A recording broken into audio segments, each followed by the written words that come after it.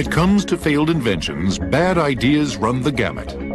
But in all likelihood, no other single invention has spawned more failed spin-offs than the automobile.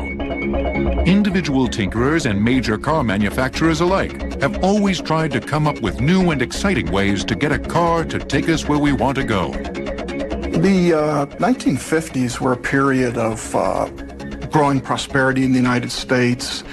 You had a lot of confidence in modernity and the future, and this was a really kind of car-crazy time when a lot of people's fantasies were invested in their automobiles, and a lot of manufacturers tried to satisfy that wish fulfillment, and that's, I think, why we saw some of these rather bizarre concepts come along.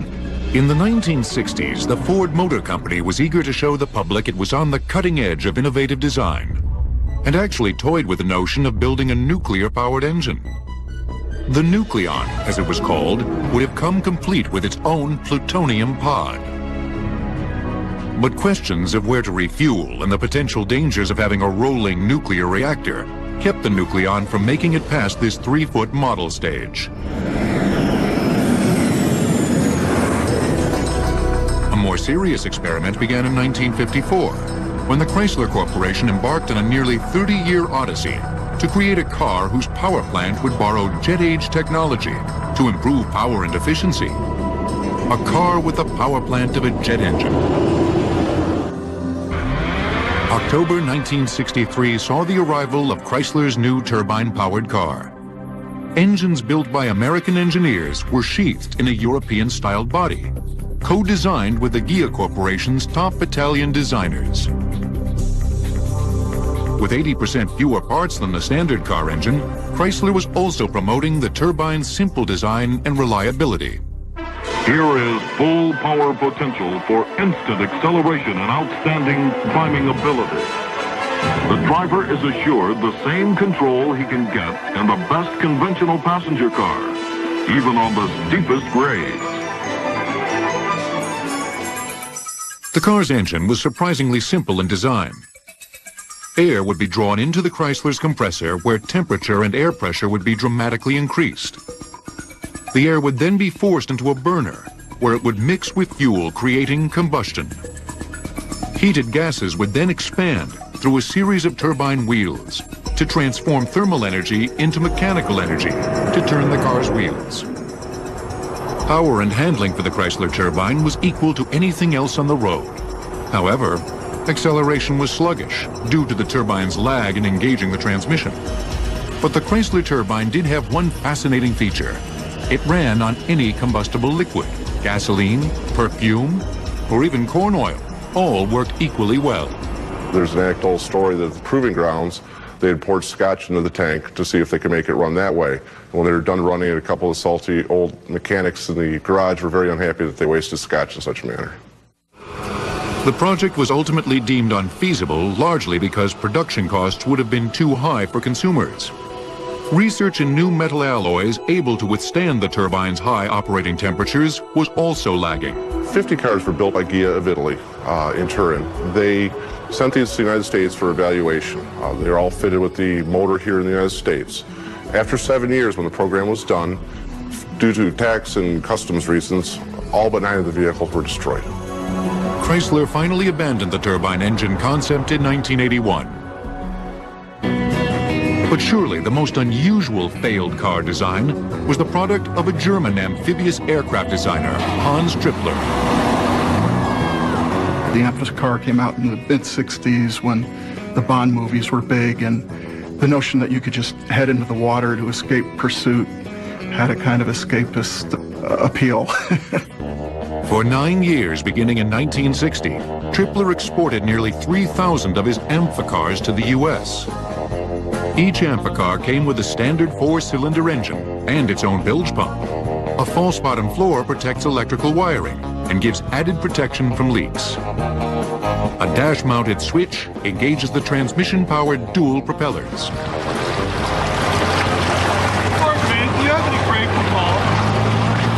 The amphicar handles primarily like a car in the water, but consequently it handles pretty much like a boat on land. The twin propellers in the rear turn them in the same direction Only one way can you turn pretty efficiently. The other way turns kind of like the Queen Mary.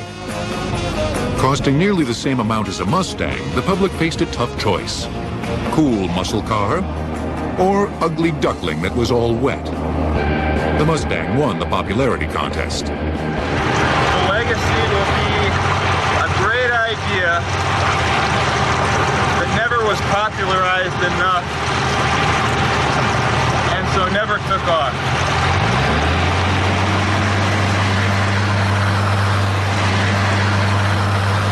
But the biggest flops in the auto industry have come at the hands of giant-sized personalities, chasing their dream of building the perfect car. A former Ford designer, Preston Tucker, was one of those dreamers. His plan was grand, some said foolhardy, to build a car company from the ground up. Preston Tucker was, above all, a salesman. And like all salesmen, the first thing he sold was himself.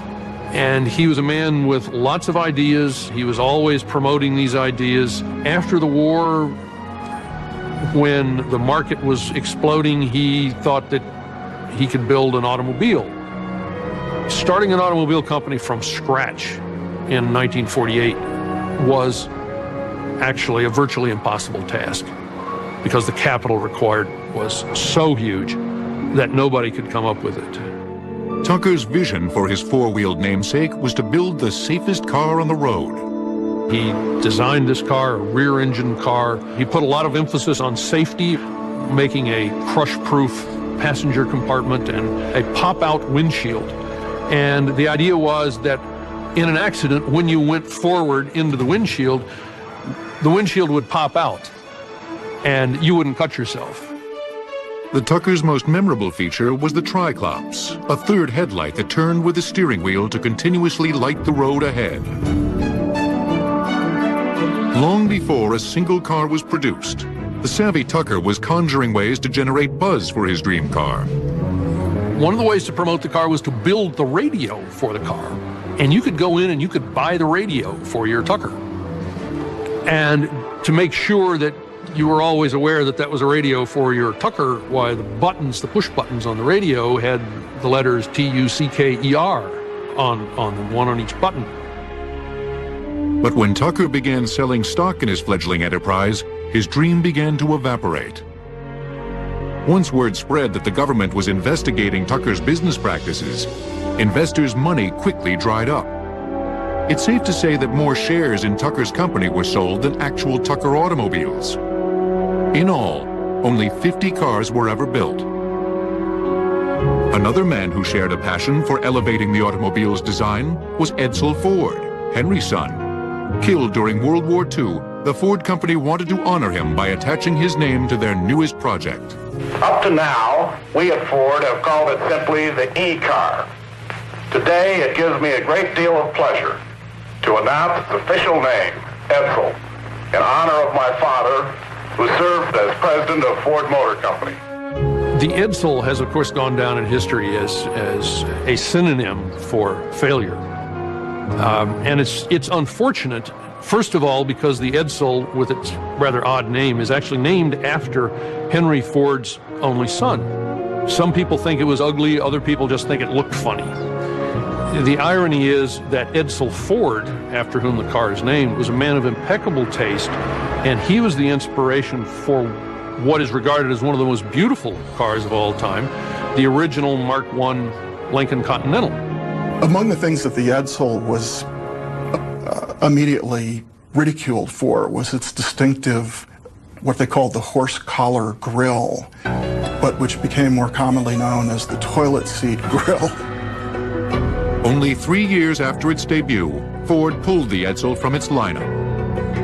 Estimates place Ford's cost for marketing and building the Edsel at somewhere between $250 to $350 million. The industry's biggest flop. There's no telling what new inventions will come rolling down the highway in the coming years, but perhaps the future of automotive transportation lies in the skies above. Next, cars that fly and men that soar without wings. Bill Lear, inventor of the Learjet, car radio and 8-track stereo, spent the last 10 years of his life failing to create a practical steam-powered car. Failed inventions will return on Modern Marvels. The Wright brothers built the world's first successful airplane here at their bike shop in December of 1903. And since that fateful day, there has been no shortage of failed attempts to invent a different, if not better, kind of flying machine.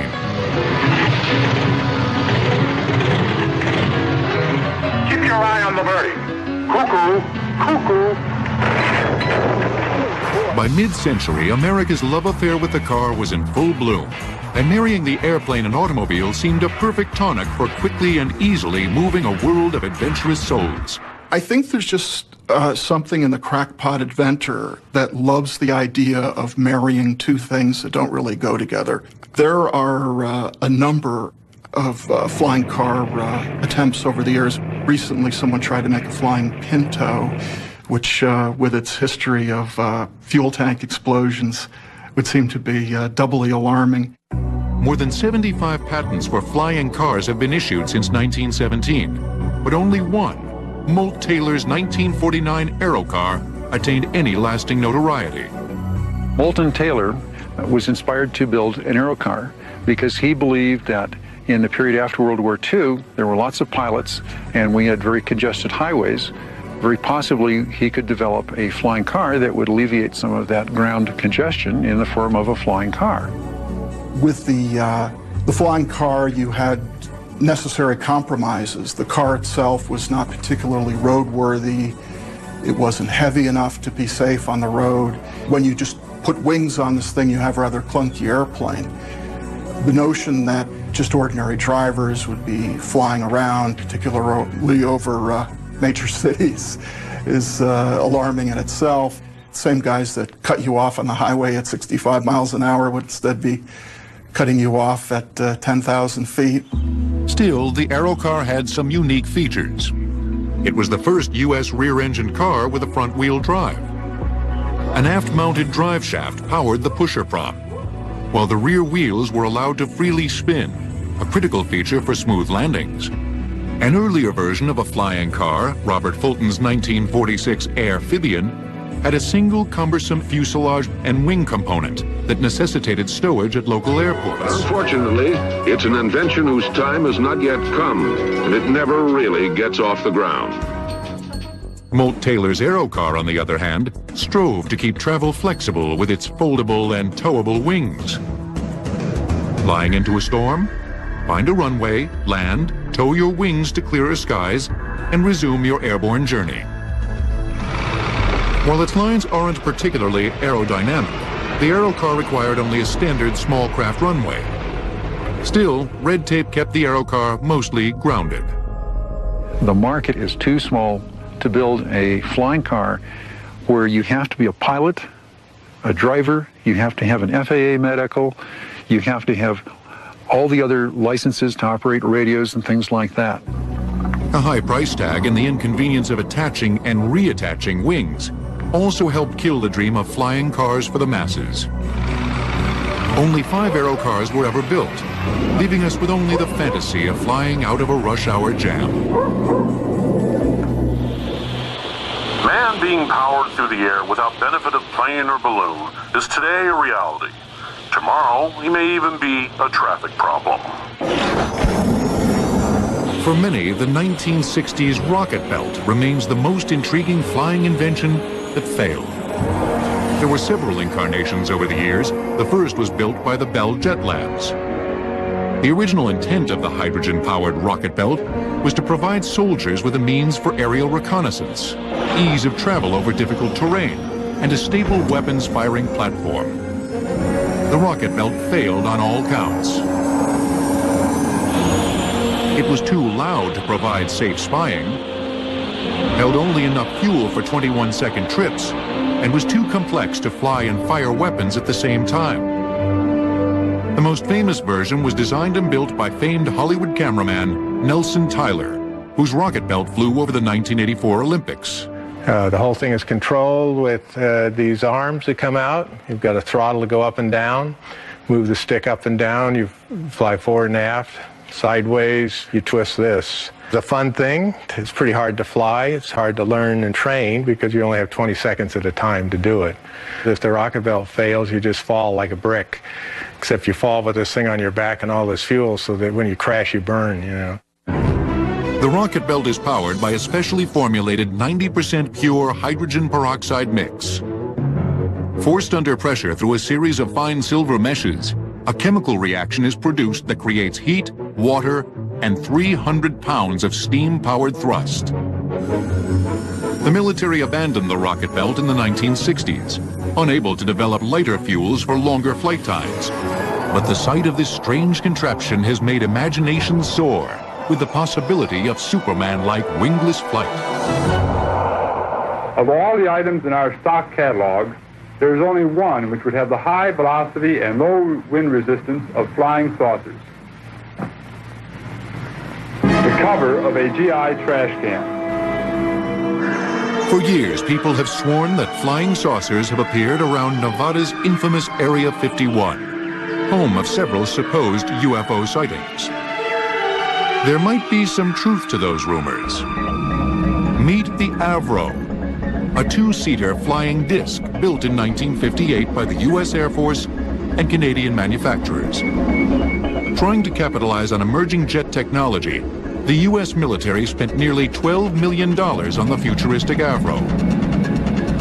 Intended to hover at altitudes greater than 10,000 feet, the three turbine fans generated enough lift for a pilot and his passenger. The 927 pounds of thrust from the Continental turbo power plants was directed downward via internal shafts to create a hovercraft effect. The Avro was also equipped with a special side-mounting venting system to provide additional lateral control to prevent tipping. Engineers were never able to completely control the unwieldy Avro during untethered flights, or get it to lift more than several inches off the ground. Barely able to cross small ditches, the Air Force's hope for an all-terrain vehicle was dashed. Hovering discs, flying cars, and flying rocket men have all but disappeared from the scene. But some of the biggest flops have come at the hands of those with the most success. Up next, Thomas Edison gets bogged down in houses made of cement. Most failed inventions are the brainchilds of anonymous creators. But they're in good company. Even great minds have bad ideas. Thomas Edison, Nikola Tesla, and futurist Buckminster Fuller have all laid eggs during their otherwise successful careers. Anyone who's really thinking out of the box, who is pushing themselves constantly, is going to kick out a few ideas that just simply don't work. Nikola Tesla is remembered as the champion of electricity's alternating current, the X-ray, and wireless communication. He created the power station at Niagara Falls. And in an era of the horse and buggy, Tesla was creating radio-guided torpedoes. But many wonder if some of his inventions came from an even darker place. Tesla would have to be considered one of the quintessential mad scientists of all time. Tesla was said to have been engaged in designing a death ray for the U.S. government just prior to World War I. Generating more than 50 million volts of electricity, the super-concentrated beam of energy would theoretically have been powerful enough to destroy entire cities. The idea seemed outlandish, but with Tesla, you never knew. He was the kind of guy that you didn't want to dismiss too lightly because he had achieved enough of his theories that he had quite a bit of credibility. Tesla also imagined a day in which airplanes would be powered not by engines, but by powerful electromagnetic beams of energy. Broadcast from towers across the United States, airplanes would be pushed along their journey via small belly-mounted receptors. Tesla went so far as to build a giant 175-foot electrical tower on Long Island. But funding fell through before tests could be conducted. Although he conquered Niagara Falls, Tesla's genius didn't extend to his personal finances. He died nearly penniless, unable to test the countless ideas he scribbled in his notebooks each day. Researchers still scour his writings, hoping to uncover some new kernel of genius. Even the great inventive mind of Thomas Edison hatched some duds. The father of the light bulb, phonograph, and motion picture, Edison was granted an astounding 400 patents in a prolific 8-year period, from 1879 to 1886. But after the age of 40, things began to go sour for the Wizard of Menlo Park. Thomas Edison comes to Menlo Park in 1876 at the age of about 29. At this point, he is really soaring as an inventor, creative, innovative. Everything he touches is incredible. You might say from about the age of 25 to about 40, he has this, what you might call Midas touch. And it's not gold, it's platinum. And yet, there's a demarcation line. Right after that, all of a sudden, things that he touches aren't quite as successful, and it seems to get worse as time gets on. Kind of turns toward plate aluminum, you might say, in the later years. One of Edison's more bizarre failures involved manipulating electricity's powers to create a device for communicating with the dead. After the carnage of World War I, Edison felt families might be interested in contacting lost loved ones. Among his theories was the belief in an invisible source of electrical energy that could actually link survivors with people who had died. To date, no one has answered any of Edison's calls. Another Edison invention that failed was the talking doll, an idea that turned out to be way ahead of the day's technology. Edison invented the phonograph in 1877. In 1889, he decided to make a talking doll. He imported the heads from Germany because they had the best bisque heads. On the dolls, he had a little phonograph motor, which was hand-driven, and a little wax record that would be placed around. There was a total of about 7 or 8 different songs that you can buy. It would be placed inside the chest of this doll and be closed. And the children would crank the doll, but it was very difficult at the time to work this phonograph. First of all, you had to keep it at a constant speed, and you had to take the whole motor apart just to put a new record in.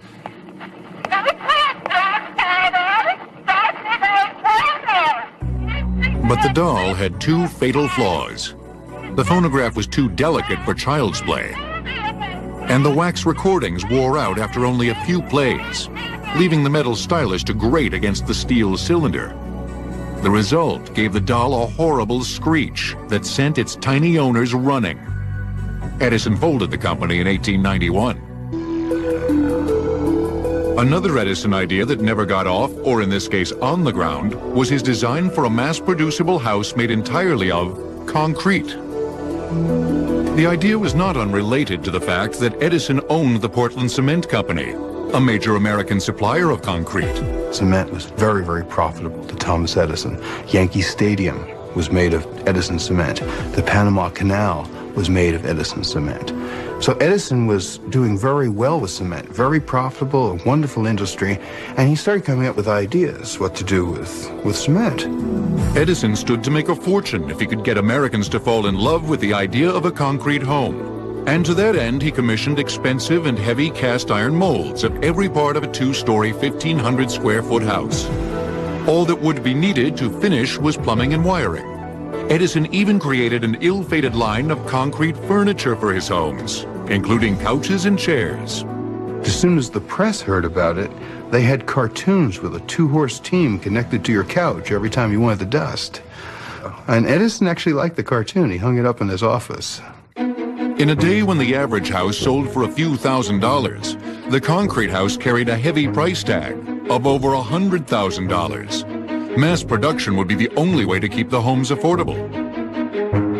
Edison's cement works produced only 11 homes before going bankrupt. Edison wasn't the only well-known inventor to come up with an original and ill-fated idea for mass housing. Buckminster Fuller was a highly regarded engineer and veteran futurist. Michigan's Henry Ford Museum contains the only existing Fuller-designed Dymaxion house. Fuller's failed dream of lighter, cheaper housing is being reconstructed for public display. After World War II, there was everybody and his brother trying to get in and make a buck off the housing shortage. But Fuller had a totally different idea to revolutionize the housing industry, both factory production and a completely new engineering concept, the Dymaxion house, which stood for dynamic maximum tension. Unlike most homes which sit on a foundation, Fuller felt that certain materials performed better in tension. The entire house is suspended by wires hung from a central mast, much like an umbrella. Nothing rests on the ground. Fuller turned to an aircraft manufacturing firm to produce a lightweight and easy-to-ship aluminum exterior. The entire home could be delivered in a single tube. The cost of a new Dymaxion house was $6,500. The 2 bedrooms each had their own tiny prefab bathroom cubes. It's not what we think of as a bathroom today. It's a little bit close in there, folks. As well as imaginative revolving shelving units to maximize the restricted space. Like Fuller's later geodesic dome home, the Dymaxion failed in part because it was so different. Its one-size-fits-all floor plan made add-ons impossible for growing families. The house's round shape also gave homeowners headaches, trying to make square bookcases and couches fit into their new, round world. Like many others, Fuller's Dymaxion house may have also failed because he was just a bit ahead of his time. While some failed inventions tried making life easier, others came close to destroying it. Up next, a jaw-dropping glass of water. The field of medicine has produced the lion's share of failed inventions, and Bob McCoy has amassed a collection of more than 250,000 bizarre gadgets at his Minneapolis-based Museum of Questionable Medical Devices. The discovery in 1898 of the radioactive element of radium spawned dozens of lethal medical inventions. People wonder why there are so many radium inventions. I think it's because it was a popular thing in the beginning of the 20th century. It had a certain sense of vitality and energy. Not only did they sell radium products thinking they're going to make you healthy, they also tied it in with sexuality. They were making radioactive athletic supporters for weak, sagging men. They were drying out boars' testicles and making them radioactive to improve your romantic talent. They were making radium suppositories for men or women. A whole line of goofy stuff like this were being sold. Fast talkers attributed all manner of benefits to this hot fad. This was called the Cosmos radioactive pad, marketed to people who had arthritis with a promise that it relieved the pain of arthritis. Oddly enough, on the back it says, warning, do not open this and eat the contents of this bag. Who would want to eat a bag of radium? In the beginning of the 20th century, radium was big business. It was imported, for the most part, from Europe. Here is a grocery store selling radioactive water, claiming you have the invisible hand of Mother Nature in your body to make you healthy. All of this was going fine until a fellow in Pittsburgh began marketing these little bottles of Radithor to improve your romantic talent. A man in Pittsburgh drank 1,400 bottles of this. His upper and lower jaw fell off. That's when they realized this radium cannot be sold willy-nilly, that it was dangerous. Like radium, the invention of the X-ray also spawned a host of potentially lethal creations. The X-ray is discovered in 1896 and put into use almost immediately, and it seems miraculous to people. But then, as often happens with these technologies, they get a little warped and people begin loading on more expectations on top of them. Things snowball and go skidding off the road and become ludicrous at best and sometimes lethal at worst. Case in point, in the 1940s and 50s, shoe stores all over the country and the U.S. military were using the Adrian X-ray shoe fitting machines to achieve exact sizings. The appeal was to see your own toes wiggling in your shoes and seeing, oh, those are my toes. And to see if your shoes were too narrow or too short or too wide or too near or long. The company in Milwaukee produced about 10,000 of these things. And even though they were lead lined, there was no lead shielding around either the ports into which you put your feet or the various viewing ports. It had 3 of them, one for the customer, one for the shoe salesman, and one for parents in case they were buying shoes for their child. The amount of X-ray leakage is rather alarming. As a comic book enthusiast, I'm rather perplexed why we didn't have superpowered shoe salesmen as a result of all the rampant radiation bombarding these fellows that worked in the stores. Once radiation leakage was confirmed in 1950, the government ordered the machines destroyed. The arrival of electricity in homes generated a slew of new medical appliances, none of them with more dubious value than the prostate gland warmer. It was patented in 1918. It's supposed to excite a man's abdominal brain. Did you know men had abdominal brains? The U.S. Patent Office says we do. Now, the wattage of this bulb controls how warm this will be. This is a 25-watt bulb, and this doesn't get too hot. Actually, this didn't do anything. Electronic medical gadgets weren't the only inventions that failed because they didn't live up to expectations. Nearly 50 years later, inventors had shifted their focus from medicine to gadgets we find every day around our houses. At a 1977 Polaroid stockholders meeting, President Edwin Land, the inventor of the Polaroid instant camera, proudly unveiled his latest creation, Polavision. Dubbed a movie in a minute, Land said Polavision's home movies would become a part of your diary. Utilizing a Polaroid-like developing system, Polavision used short 2-minute recording cartridges. Each cartridge cost $10 and needed a special TV set to develop the Polaroid movie film. Polavision did not record sound. As Land addressed his stockholders, he wasn't banking on the success of the new Sony Betamax and JVC VHS video formats. Consumers opted for the longer recording times, sound, and instantaneous playback of video. Polaroid lost over $65 million in research and marketing costs.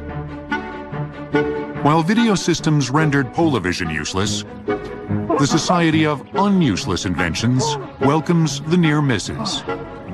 An unuseless invention is something that is useless in the sense that it doesn't work. It's not the sort of invention that will make your life necessarily easier, but it's not entirely useless. It's almost useful, or it's unuseless because it gives amusement to people.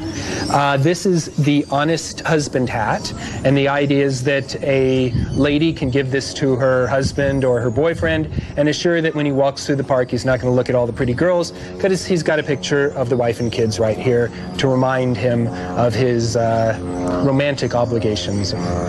This is the AC-free battery charger, and the notion is that you can recharge one of your old batteries simply by using 12 new batteries. It does really work, but you'll also shorten the lives of these 12 new batteries, so what you need is another 144 batteries in order to pump these back up. This is the back scratchers t-shirt. If you've ever had that problem of having to tell your partner higher, lower, to the left or the right, you know that it would be so much more convenient if you could just say, please scratch F3. Oh yeah, oh, good. The unuseless inventions are a way of celebrating the fact that failure is just as important as success to the development of future technology. And today, with all the technology we have in the 21st century, we're standing as much on the back of past failure as we are past success. Plenty of failed inventions have affected the useful and necessary items that touch our everyday lives. Next, failed visions of lifestyles of the future. Most failed inventions have to do with the everyday things in our lives. The food that we eat, the clothes that we wear, the gadgets we have lying around the house. And even, as Buckminster Fuller discovered, our homes themselves.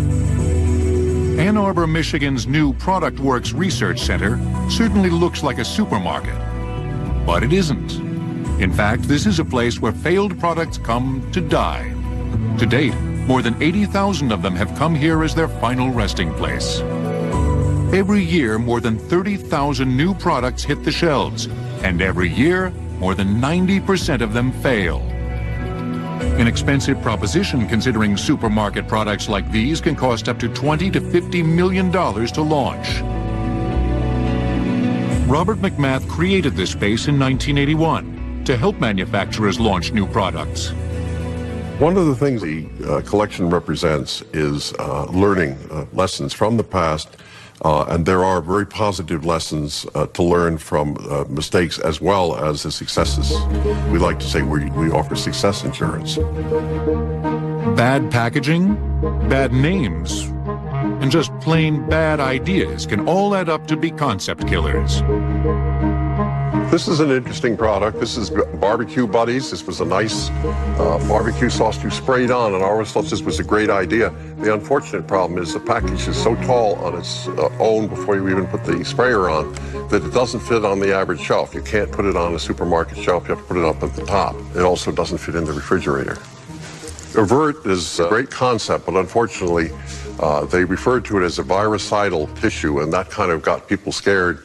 They think of homicidal and whatever else, and they weren't quite sure what a virucidal tissue was. This was an interesting product. It is actually a scrambled egg type of product on a stick, and you can push it up. So it's a very convenient product for taking with you perhaps in the car. The unfortunate problem is that it fell apart if you pushed it up wrong, and people were complaining in the cars that the eggs were falling in their lap. In the 1980s, a nationwide health craze spawned a number of clean products that hit the supermarket aisles. It also saw one of the biggest supermarket product failures of all time. The notion was a smokeless cigarette that wouldn't involve burning tobacco, but rather a element that would produce the flavor of tobacco in your mouth through a plastic tube. The device was extremely difficult to light.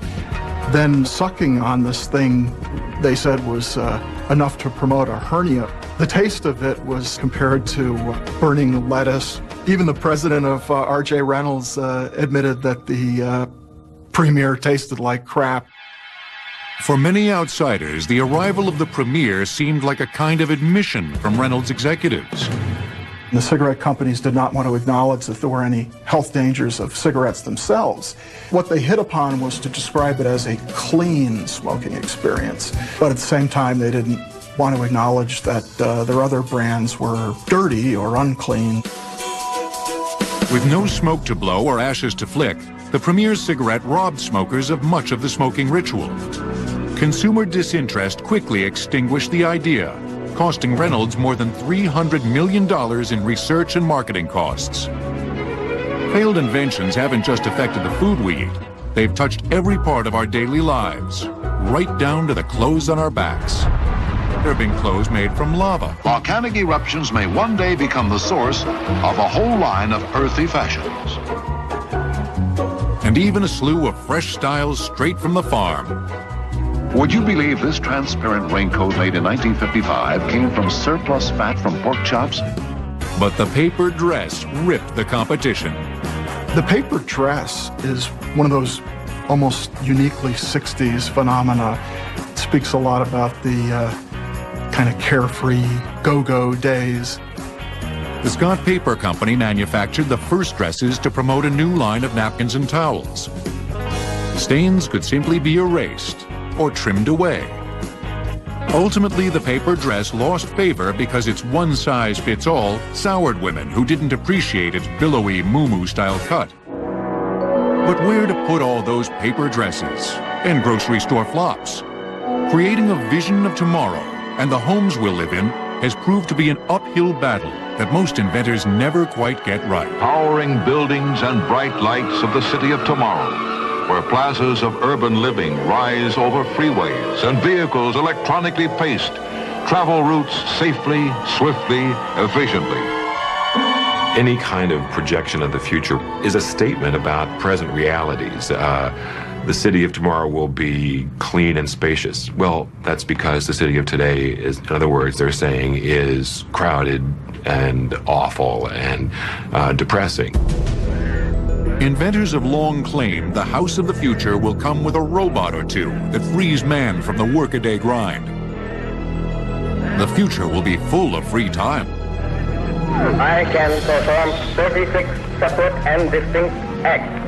Anyone out there knows of a mechanical woman who is looking for a boyfriend? The robot is a powerful symbol of the world of tomorrow. We're still waiting around, most of us. I don't know if you've got one, but I think we're still waiting around for our own personal robots to hang around our house and service our coffee in the morning and take the dog for a walk. All of those things were supposed to have been here by now, and they're not. Inventors predicted time-saving gadgets would create unprecedented leisure time. In fact, downtime has decreased despite the advance of technology. Clothes will be washed, even egg stains removed by washers that require no cleansing agent. High-frequency sound waves dissolve food particles and dirt. Inventors always claim that their devices are going to save you something. It's going to save you labor, going to save you time, going to save you drudgery. But because you can do it more often, you do it more often, and so you don't end up saving time. And so even successful inventions can be regarded as failures because they really haven't saved you anything. Major corporations oftentimes used the house of the future as a draw, as they became containers of magical devices. Would I like it? What a dream. Imagine how wonderful it would be to live in a house like this. Easy cleaning all plastic houses. High-tech toasters hidden in special space-saving compartments. And even conveyor belts to whisk away dirty dishes to sterilizers. With so much promise, the non-arrival of the house of the future is baffling. Come see the home of tomorrow. Well, we're often drawn to it as a kind of a spectacular piece of entertainment, but nobody really wants to live in something that looks like that. People just wanted something that looked like everybody else's. I think even when their inventions don't really happen, they've always provided us with something to think about. I think when we look at a lot of failed inventions or innovations that went nowhere, we are tempted to see it as a history of failure. But that's not really what it is at all. In fact, these are kind of testimonies to the human spirit. Without the courage to fail, without the courage to try something that may or may not work, we'd never enjoy the progress that we have. We should look at people who are great minds, great thinkers. Look at what they did. They're discovering new things. Yes, there were mistakes. Yes, there were some real bad ideas. But a lot of these bad ideas led to the formulation of good ideas by other great inventors and maybe even a future, who knows? No matter that these ideas fell short of their intended goal, the world has a special place in its collective heart for forward thinkers, tinkerers, and daydreamers who march to the beat of their own drum. Necessity might have mothered a notion that only its inventor could love, but the creative spark, no matter how dim, deserves even the occasional nod of recognition.